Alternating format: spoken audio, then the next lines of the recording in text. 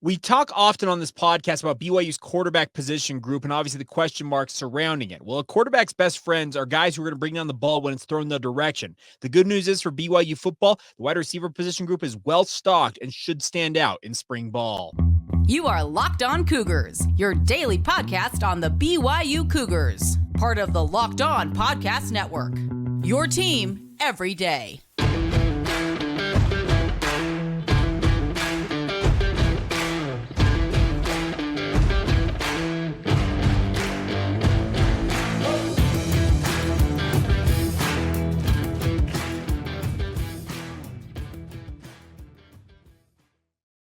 What's up, everybody? I'm Jake Hatch, your host here on Locked On Cougars, your resident BYU insider. Thank you for making Locked On Cougars your first listen of the day. Appreciate all of you who are everydayers with us right here on the Locked On Podcast Network. By way of introduction, this is your original daily podcast focused on all things BYU sports. And today's show is brought to you by our friends over at LinkedIn. These days, every new potential hire can feel like a high-stakes wager for your business. That's why LinkedIn Jobs is helping for the right people for your team faster and for free. Post your job for free at linkedin.com/lockedoncollege. Terms and conditions apply. Welcome on in. Let's talk some BYU football right out of the gate here on a President's Day. Hope you're having a fantastic holiday, even if you have to work or if you're like me, actually had the day off of your typical day job. Still here for you, talking all things BYU sports. And today I want to talk about BYU's wide receivers going into spring camp for the Cougars. Now, I said in the open that BYU's quarterback position group obviously has huge question marks surrounding it. Who is going to be BYU's QB1 when they kick off the season in August? That's a huge question. But the nice part is whoever it is, whether it's Jake Retzlaff, Gary Bohannon, Trayson Bourget, or any of the other contenders for that job, they are going to have a position group that is going to be their best friend, and that's the BYU wide receivers. The thing about this position group is I think BYU feels so confident in this position group right now. They've actually allowed multiple guys to change positions during spring camp to see if it's the right move for them. Now, could they revert back and play wide receiver this fall? That's very much a case that could play out. But I think BYU understands that their top end of their wide receiver room right now is about as good as it's been in some time. And that should bode well for whoever wins that quarterback job. So let me throw up a graphic here. For those of you watching this on YouTube, those of you who are listening, we'll talk about these players as well. But what I'm throwing up here are kind of the guys in the room that I expect to really stand out this spring. And there are 6 guys that are going to be BYU's top guys at wide receiver. And obviously it starts with Chase Roberts, who is a guy that I think has got all the potential to really break out this fall. And the thing about Chase is he was slowed early on after coming home off of his mission due to some injury concerns, but since then he's been flying high, and there's no reason to think that with just yet another season of going through off-season workouts, working on his game, and refining his skills, he could have maybe his best season yet for BYU, but he's not the only one that's looking for those touches, as it were, in terms of receptions being and balls being thrown their way. Kody Epps, same type of circumstance. Those two guys spent a lot of time on the sideline together early on in their BYU careers due to numerous injury concerns. Kody is a guy that BYU would love to have a fully healthy season and see truthfully what he is capable of accomplishing if he's able to play 12 or 13 games. And that is a huge question mark. Can he officially accomplish that? And then there's 2 other guys that I think are poised to really make an imprint. And they both did already last year for BYU. And they are the 2 transfers BYU added last year in Darius Lassiter as well as Keelan Marion. Now, Darius Lassiter, this is his final season in a collegiate uniform. He is going to be out of eligibility after 2024. So he'll obviously be wanting to make the most of his opportunities and hopefully make an impression enough that he can continue his playing career in the pro ranks. Whereas Keelan Marion, folks, he has still got 2 years of eligibility to play for BYU. And who knows what Keelan can become for the Cougars, because the thing about it is he has got the ability to contribute in the receiving category, but also the return game. And his ability in both have electrifying type potential that I think BYU would want to utilize and highlight and just to get the most out of, if at all possible.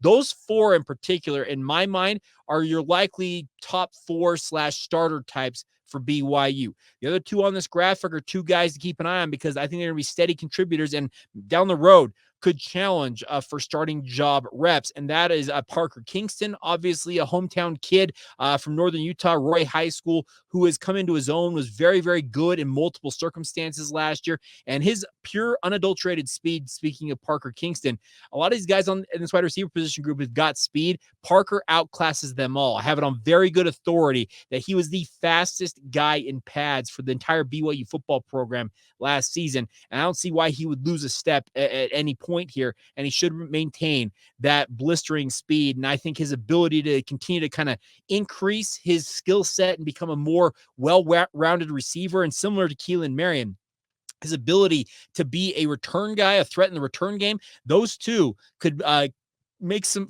interesting moments on special teams for the Cougars. And then the young buck, a guy that I am excited to finally see, caught his first career touchdown last season while still redshirting. That is JoJo Phillips. Now, JoJo Phillips, in terms of overall height, is the biggest wide receiver in the BYU wide receiver group right now, listed at 6'5", and he is all of that. The ability to really stretch the field is another thing that I'm very impressed with. He is not a guy who is going to let his height be a detriment to him in terms of his overall, the way he plays. And that actually plays to his strengths, because when he needs to go up and make a play in the air, he's got that ability. This is a former basketball player. He played at Sierra Canyon High School. Some of you may know that as the alma mater of Bronny James, LeBron James Jr. Yes, they were contemporaries, speaking of JoJo Phillips and Bronny. And JoJo brings a basketball mindset to the football field, but at the same time has got that speed element to him that I think belies the fact that he is 6'5". So I'm looking forward to seeing in spring camp how JoJo does as compared to the rest of these guys. Now, some of these guys may not get all of the reps you would expect in spring camp because they are veterans. Guys like Chase Roberts, Kody Epps, Darius Lassiter, Keelan, they have played a lot of football at this point, so they may get a day off here and there, so-called veteran days, and giving an opportunity for the younger guys in the wide receiver position group to get a look. But don't assume that them maybe missing time is a bad thing, because I think it just shows that they have got an ability and they're expected to contribute, and they just already have things down pat. Now, 3 other additions to this wide receiver room are worth talking about, as well as 3 guys that, as I understand it, are going to make position changes during spring camp. So start off with Devin Downing. Was originally going to be on scholarship, then got moved to walk-on status, preferred walk-on status. But Downing, a similar body type to a guy like Chase Roberts. They both played at American Fork High School, where they're bigger body types, maybe not the fastest guys on the field, but got really, really nice ball skills. Hopefully, Devin Downing can show what he's capable of during spring camp. Jake Hill out of Snow Canyon High School down there in southern Utah was a guy just off of his mission. Oh, excuse me, who wasn't off mission? I'm talking about the wrong guy. I'm talking about Dominique McKenzie. We'll get to Dominique here in a minute. Jake Hill was a guy who joined BYU out of Snow Canyon High School last year, and is a guy that had crazy production at the high school level, and this spring will be his chance to really kind of step in and show what he's capable of. And then, as I mentioned, the return missionary, Dominique McKenzie, one of the fastest guys in Utah high school sports when he was a senior in high school. His twin brother, Marcus McKenzie, was on the roster this past season, was a special teams ace, as many of you might recall, before suffering what ended up being a season-ending injury.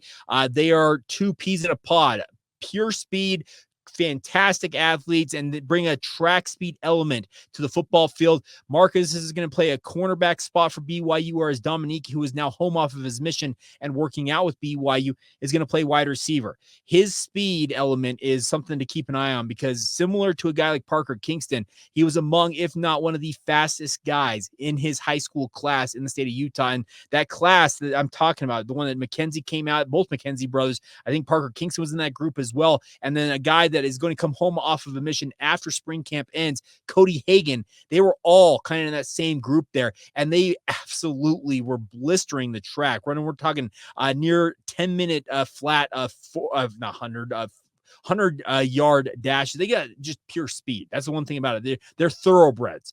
And that is a fantastic thing to have in BYU's wide receiver room, because this is a wide receiver position for BYU traditionally that's been more on the ability to catch the ball, have those sticky hands, beat you with route running versus pure speed, and then also just being the toughest you-know-what's on the field when it came to playing the position. Well, you add a speed element to all that as well, add that on top of everything else these BYU wide receivers are known for.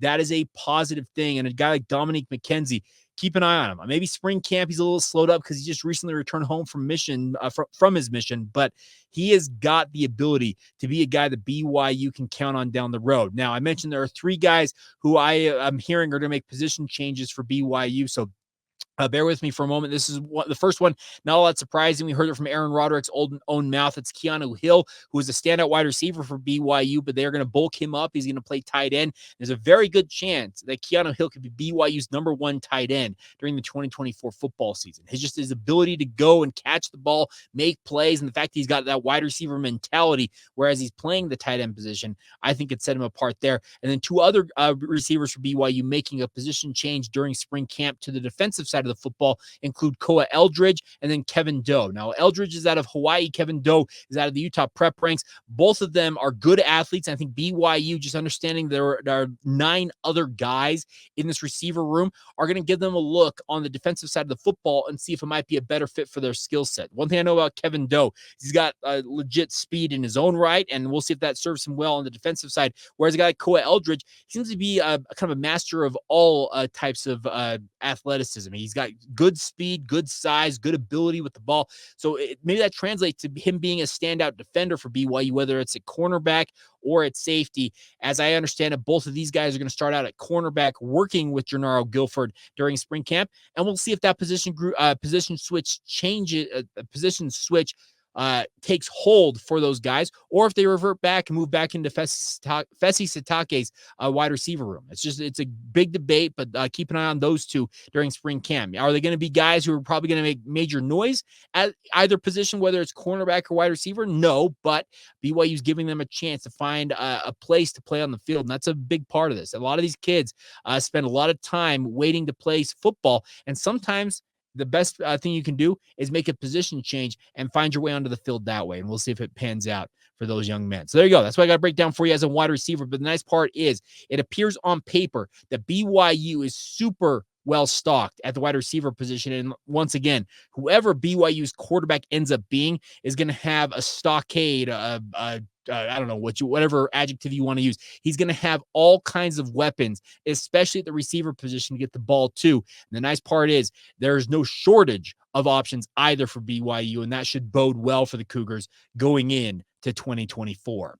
All right, coming up here in just a minute, we'll flip over and talk some BYU basketball. Highly disappointing loss for BYU men's basketball at Oklahoma State. Frankly, maybe their worst performance of the season to date. We'll talk about what went wrong for the Cougars and where they go from here. We'll talk about all that next right here on Locked On Cougars.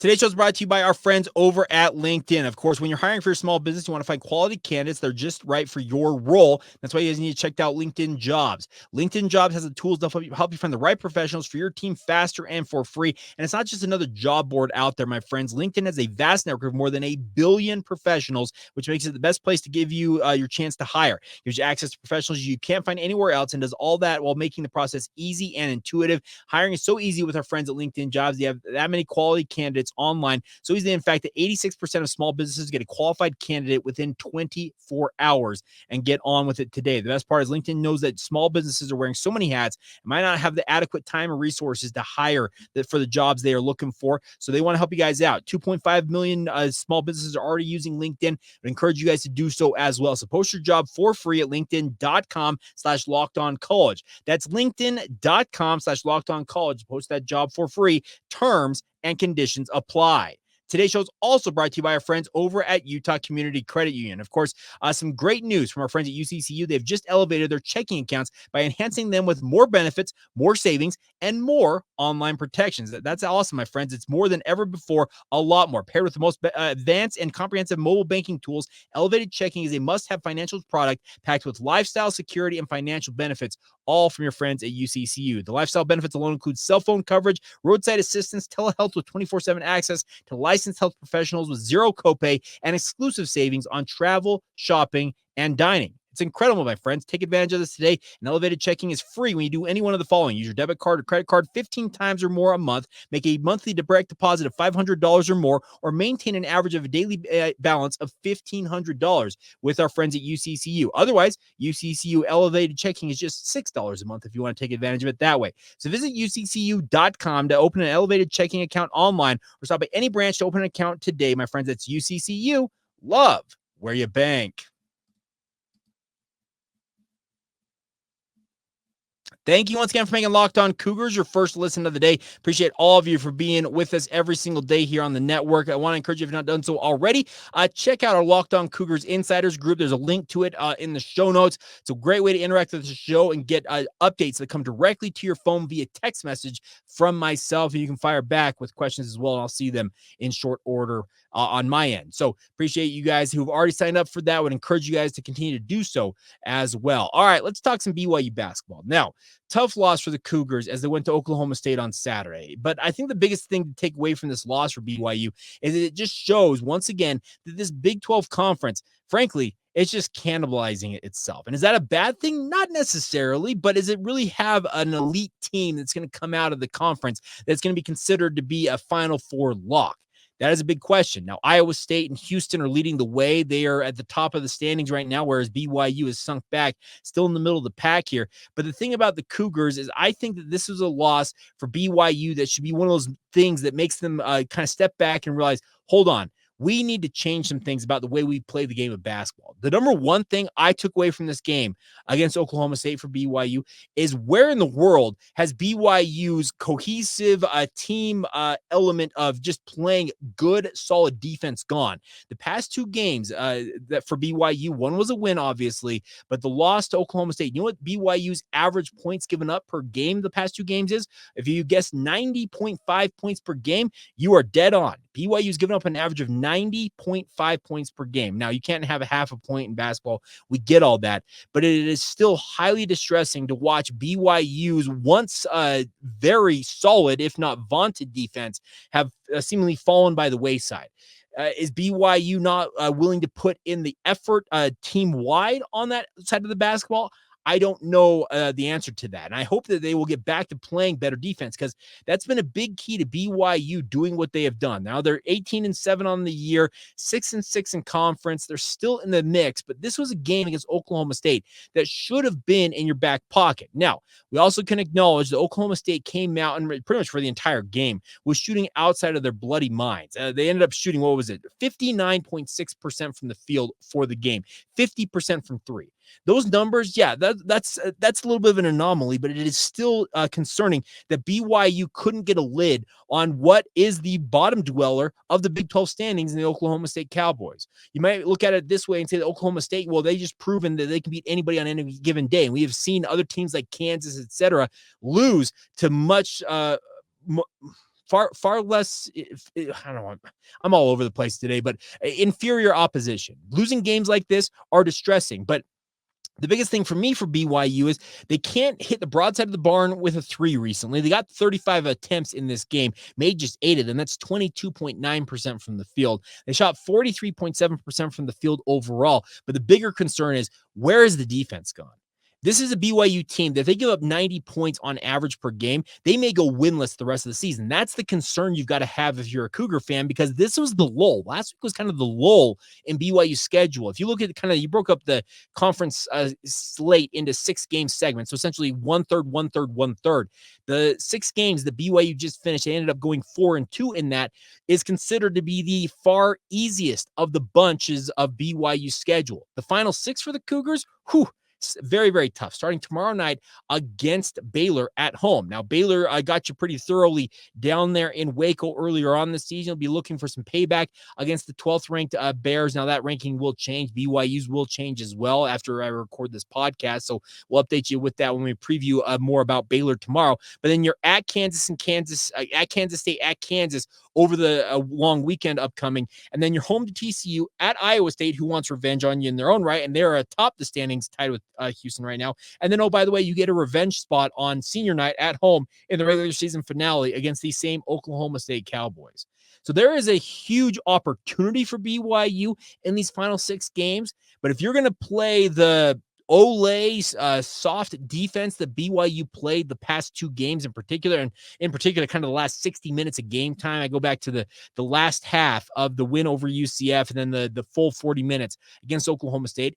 If that's the style of basketball BYU wants to play, good luck to you, because you're going to have to outscore opponents. And these are teams coming up: Baylor, Kansas State, TBD, Kansas, Iowa State. They are far more man for man, I think, athletic than BYU is. And if you want to play with these teams and kind of just run with them, that's a big concern I've got for the BYU basketball program. I want to see them get back to being more defensive oriented. Yes, this is a BYU team that we all know will hoist up shots with impunity, and they don't have a conscience about lobbing it up from all over the court. Shot selection is what it is at this point in the season. I had a number of you in my comments from the game against Oklahoma State. They're just taking awful 3-point attempts. You know what? It's kind of what BYU's whole MO is, folks. They are about getting up 3-pointers. Are some of them a poor shot selection? Yes, they are. There are other ones that are absolutely brilliant for BYU. The bigger concern I would have if I'm Mark Pope and the staff is, where in the world are we going to get it done on the defensive end of the defensive side of the glass? Is it something you need to change in the lineup? You need to have more buy-in from guys. I don't know, frankly, what has happened, because this was a team, speaking of BYU, that for the most part this season have been pretty good about playing cohesive team help defense and making sure that they were mixing things up, running zones and running man at teams, and being willing to go full court press at times and really just fluster opponents. Have opponents figured out all of BYU's defensive tricks? Maybe. Or is it something that BYU just isn't doing for each guy, they're not doing their 1/5 and buying in to the team concept when it comes to the defensive effort for BYU. So it's a tough loss. Losing 93-83, you never feel good about that, and especially when it was a team like Oklahoma State, who was at the bottom of the standings, and it felt like a game that you should be able to win. But if you're going to play, once again, soft and just porous defense and allow teams to kind of get their shots, well, it's going to be very, very tough to win in this league, and it's going to be tough for BYU to continue to collect wins, because a lot of people out there saying that they can get one more quad 1 or quad 2 win, and tomorrow obviously be a quad 1 win, beating Baylor at home, a nationally ranked top 15 Baylor team. That would go a long way to sealing up your spot in March Madness. But for the Cougars, if they want to play in Salt Lake City in the first and second rounds, you've got to be a 5 seed or higher. Losses like this to Oklahoma State don't help that. And I know that they could end up being a quad 2 loss, but it is still not great perception-wise to lose to the bottom dweller of your conference standings. It doesn't look good to the committee. So there is a lot of work to be done for BYU, and I've got faith that Mark Pope will get with his guys. He's going to lay into them a little bit, I'm sure, but at the same time, love them up and say, guys, let's get back to doing what we're doing. We'll continue to shoot our shots. We'll continue to do what we do on offense, but we've got to be able to get the job done on the defensive end of the court. If BYU can't do that, yeah, this is going to be a tough stretch to run the season out, and there is a real likelihood, if they're going to play the style of defense that they have played the past 2 games, that BYU could go over the rest of the season, and that would not leave a good taste in anybody's mouth. So looking forward to seeing what happens tomorrow night against Baylor. And I guess the one thing I'll also slip in here is that there were a lot of other teams that lost in the top 25 for BYU. Now, their losses, I think was it UConn beating number 4 Butler. So there's losses in the top 25, but then there's losses, and then there are losses. BYU's more the latter, and what I mean by that is you don't want to lose to Oklahoma State. Losing to a ranked opponent like a Baylor, yeah, okay, that's far more forgivable. But we'll see how the Cougars do, and I am expecting a better effort back on their home court tomorrow night against Baylor. But TBD on if they can get the job done. That is a big, big question mark for the Cougars as it stands currently. All right, we will finish out today's edition of the show by talking a little bit more about the rough weekend that was across all BYU sports, and it was not pretty. As good as last weekend was for the Cougars across the board, this past weekend, just about as bleak as it could be. We'll talk about all that next right here on Locked On Cougars. Today's show is brought to you by our friends over at FanDuel. Get buckets with your first bet on FanDuel, America's #1 sportsbook, my friends, because right now, new customers get $150 in bonus bets with any winning $5 bet. Think about it yesterday. You could have been watching the NBA All-Star game. Yes, the East scored 200 points, and it was as uncompetitive as it's ever been in the NBA All-Star game. But you probably could have placed a $5 bet on a team scoring 200 points in that game. And guess what? The East would have hooked you guys up. That's as simple as it can be from our friends at FanDuel. We want to help you guys have fun when it comes to the sporting events you're watching by enhancing your viewing pleasure as well. It's $150 if your bet wins. It's as simple as that. $5 bet, it wins. You get $150 in bonus bets from our friends at FanDuel. Take advantage of it today. Best part is you don't have to bet on individual games. If you want to bet on season-long trends, you want to do over-unders, player props, quick bets, live same-game parlays, exclusive props from our friends at FanDuel. It's all available to you now on the FanDuel app. So visit FanDuel.com/lockedon and shoot your shot today. That's FanDuel.com/lockedon to get started today, as all courtesy of your friends over at FanDuel, an official sportsbook partner of the NBA. Thank you once again for making Locked On Cougars your first ever, not your first ever, maybe it is your first ever, but thank you for making it your first listen of the day. I want to encourage you guys to check out Locked On Podcast Network's first ever national sports 24/7 streaming channel. It's on YouTube and now it's also on Amazon Fire TV and the free Fire TV channels app. Locked On Sports Today has you guys covered every single day with the top sports stories of the day with our local experts of Locked On, plus our national shows covering every league as well. Find Locked On Sports Today now available on the free Fire TV channels app right now and subscribe to it. It's a really, really fun feature. All right. I mentioned before we talked about our friends over at FanDuel about the rough weekend it was for BYU, and it was rough. Two straight 3-set losses for BYU men's volleyball as they fell to Grand Canyon back-to-back nights at the Smith Fieldhouse. You have a fantastic outing for Lauren Gustin. She scores a 38, a career high. It was 33 and 18, I believe, for Lauren Gustin, but they still fall to Kansas 70-62 on their home court. BYU baseball started off the season strong by beating USC 8-1, but then fell to Ohio State. Now, BYU baseball is back in action today as they wrap up playing the Desert Invitational down there in Arizona. They're going to be taking on Grand Canyon. That'll be a 1 o'clock Mountain Time first pitch down there at Sloan Park in Mesa, Arizona. So the weekend could be salvaged a little bit by BYU baseball, and also BYU women's volleyball split their games over the weekend, but it's just one of those things. BYU men's golf, who had won the John H. Burns Invitational last year, they finished in 13th place, a place that they probably didn't anticipate being in. 11 over for the tournament in very tough conditions. There's a lot of wind out there, but still, it's a really, really tough weekend for BYU sports across the board. I mentioned it that as good as last weekend was, because it seemed like everybody won for BYU sports last weekend.